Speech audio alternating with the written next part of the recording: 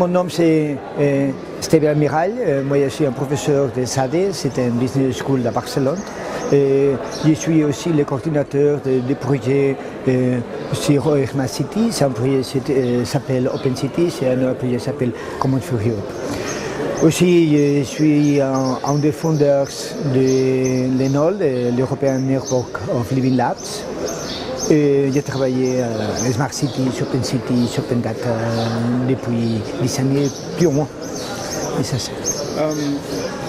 quand on vous entend parler, on pense que Open City, c'est un projet qui peut fonctionner qu'en Europe. Alors que maintenant, on est en Afrique du Nord, travaillant sur le concept de Open City à peu près, dans un pays en développement et même dans des petites villes.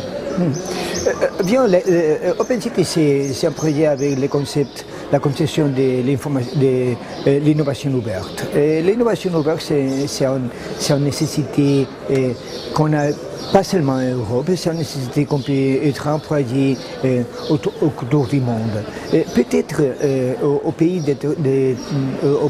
qui ne sont pas l'Europe, à l'Afrique, à l'Asie, à Latine-Amérique, l'information ouverte, l'innovation ouverte, c'est plus intéressant encore qu'à l'Europe. Parce que dans ces pays, on n'a pas beaucoup de possibilités de faire des choses aux moyens traditionnels d'innovation. Il n'y a pas de l'argent, il n'y a pas de soldes, il n'y a pas. Alors, s'appuyer avec la communauté existante, c'est plus important que d'autres places où il y a d'autres possibilités pour faire de l'innovation et pour faire des services. Est-ce qu'il y a de bonnes pratiques qui sont en train d'être appliquées dans le monde en développement que vous pouvez citer, qui peuvent peut-être inspirer les Tunisiens?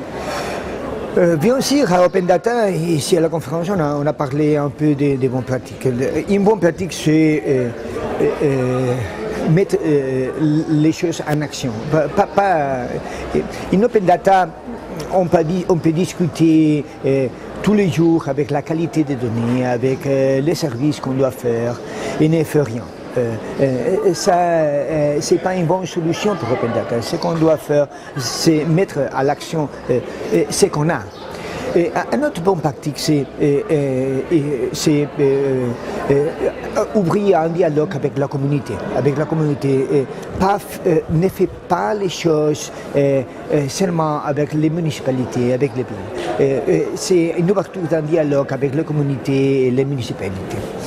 Et je crois qu'une troisième bonne pratique, c'était penser avec un business case. Il y a beaucoup de données. On ne peut pas ouvrir tout.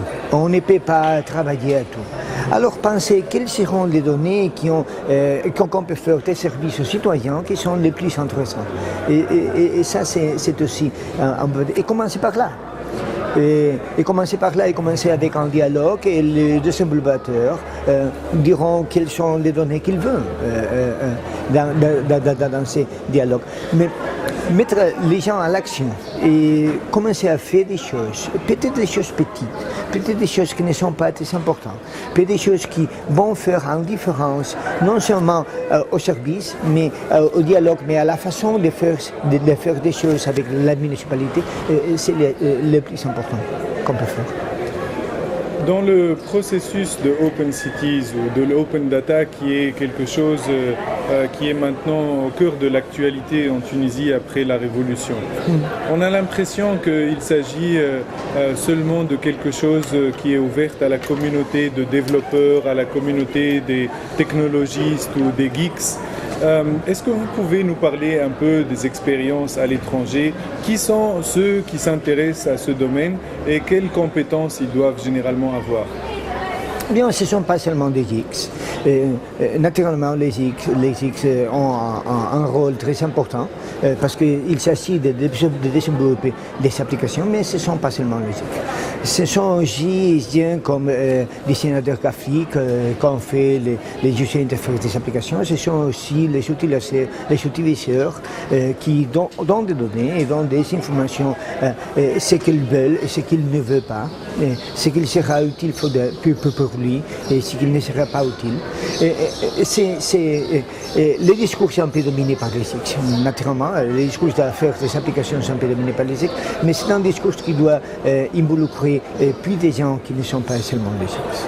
Est-ce que l'école ou l'éducation supérieure est un peu en retard par rapport au processus d'open data? Comment ça se fait qu'on n'a pas encore formé des spécialistes en open data qui étudient un cursus multisectoriel?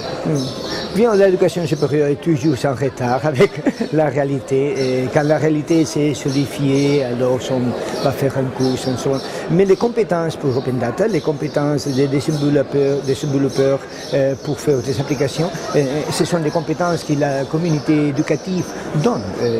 Peut-être que ce sont des compétences très différentes que nous avons aujourd'hui au centre d'informatique. Il n'est pas en Open Data, on n'utilise pas beaucoup Cobol, Fortran, Java. Il utilise des choses comme Ruby, comme Python, comme Node.js, choses qui sont un peu différentes de ce qu'on fait normalement. Et part de la puissance d'Open Data, c'est utiliser ces outils.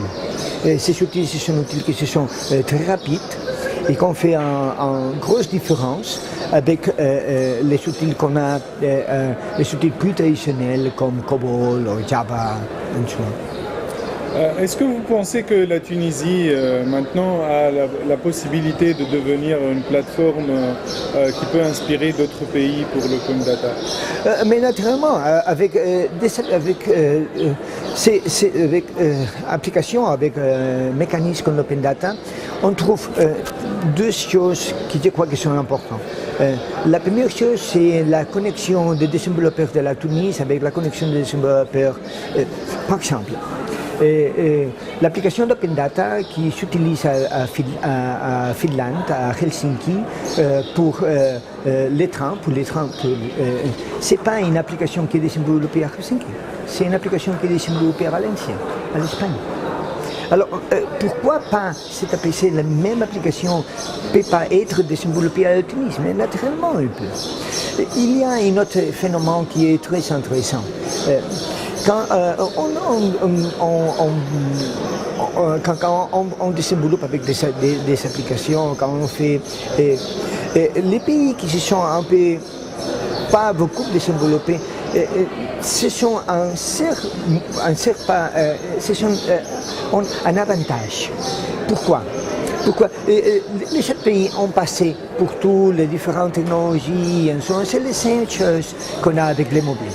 Et les pays qui n'ont passé avec ces technologies, ils vont directement au mobile. Elles font des applications directement au mobile. Elles n'ont pas besoin de maintenir, de faire des choses d'une façon différente.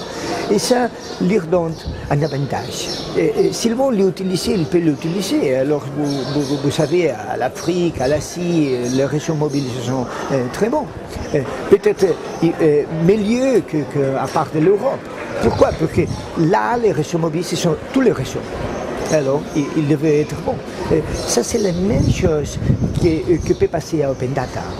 Pour développer à Ruby, pour développer à d'autres. Il ne fait pas, il n'a pas besoin d'avoir une courbe d'apprentissage très longue. Monsieur Almiral, bienvenue en Tunisie encore une fois et merci beaucoup et je vous souhaite un très bon CityCamp. Merci beaucoup.